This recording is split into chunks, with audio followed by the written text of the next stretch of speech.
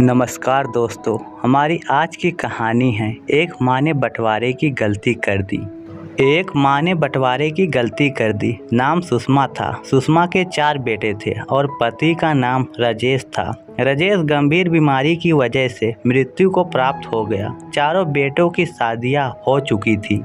पिता के जाने के बाद भी परिवार में अनबन ना हो, यही प्रयास रहता था सुषमा का। लेकिन एक दिन सुषमा ने सोचा कि यदि मुझे कुछ हो गया तो ये जमीन और संपत्ति के लिए चारों बेटों में झगड़ा हो गया तो इस विचार के साथ रात भर नींद नहीं आई। इसलिए एक दिन रविवार को चारों बेटों और बहुओं को बुलाकर दिल पर पत्थर रखकर बंटवारे का ऐलान कर दिया।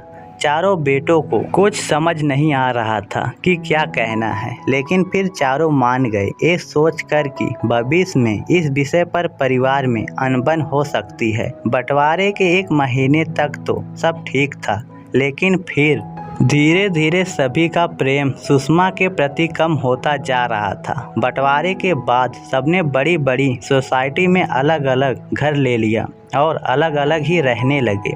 एक परिवार के 4 परिवार हो गए। सुषमा यही तो नहीं चाहती थी, इसलिए तो बंटवारा किया था कि परिवार एक रहे। लेकिन यहाँ तो सब कुछ उल्टा हो गया। इतना ही नहीं, अब तो ऐसा वक्त आ गया कि बहुएं भी बात बात पर अपनी सुषमा को ताना मार देती थी। हद पार तो तब हुई जब एक बेटे ने कह दिया कि माँ, कितने दिन और हमारे साथ रहोगी? कुछ दिन दूसरे भाइयों के साथ भी तो रह लो। अर्थात बोझ बन चुकी थी।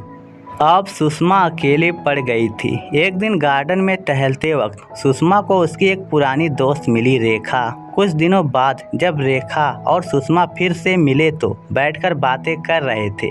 एक दूसरे की सुख दुख की बातों के बीच सुषमा की आंखों से आंसू निकल आए। रेखा ने सुषमा से पूछा और सुषमा ने अपना सारा दर्द अपने दोस्त के साथ शेयर कर दिया।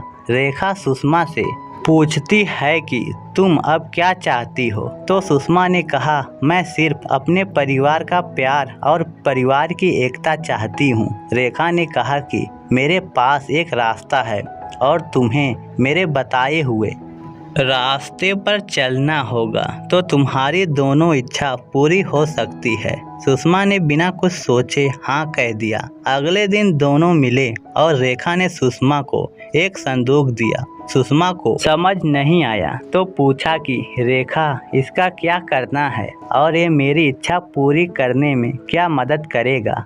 रेखा ने कहा कि घर जाकर चारों बेटों को इतना कह दो कि ये संदूक में बहुत बड़ी संपत्ति है जो मेरे मरने के बाद आपको मिलेगी। तब तक मैं इसे अपने कमरे में रखूंगी और इसकी चाबी मेरी सहेली रेखा के पास रहेगी।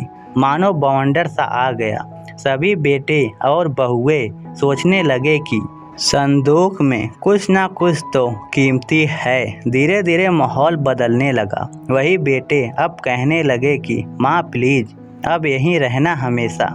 बहुएं भी ऐसी सेवा करने लगी कि सुषमा को विश्वास ही नहीं हो रहा था। अब तो चारों बेटों में बहस होती थी कि माँ मेरे पास रहेगी। सुषमा यह सब देखकर खुश तो थी, लेकिन वह सभी की नीयत को समझ गई थी। ये जो इतना प्रेम उमड़ रहा था वह माँ के प्रति नहीं बल्कि संदूक के प्रति प्रेम था। वक्त बीतता गया और दिन निकलते गए और दुनिया का वही वसूल है जो आया है उसे एक दिन जाना ही है। सुषमा भी एक दिन शांत हो गई। परिवार ने अग्नि संस्कार किया। अभी चिता की राख ठंडी भी नहीं हुई थी कि सब टूट पड़े संदूक पर। लेकिन संदूक की चाबी तो रेखा के पास। सब कुछ आजमा लिया, लेकिन संदूक खुलने का नाम ही नहीं ले रहा था। तभी रेखा आई और चाबी देकर चली गई। चाबी लेने के बाद किसी ने रेखा को बैठने के लिए भी नहीं कहा। खैर, परिवार ने संदूक खोल ही लिया। ऊपर कुछ पत्थर रखे थे।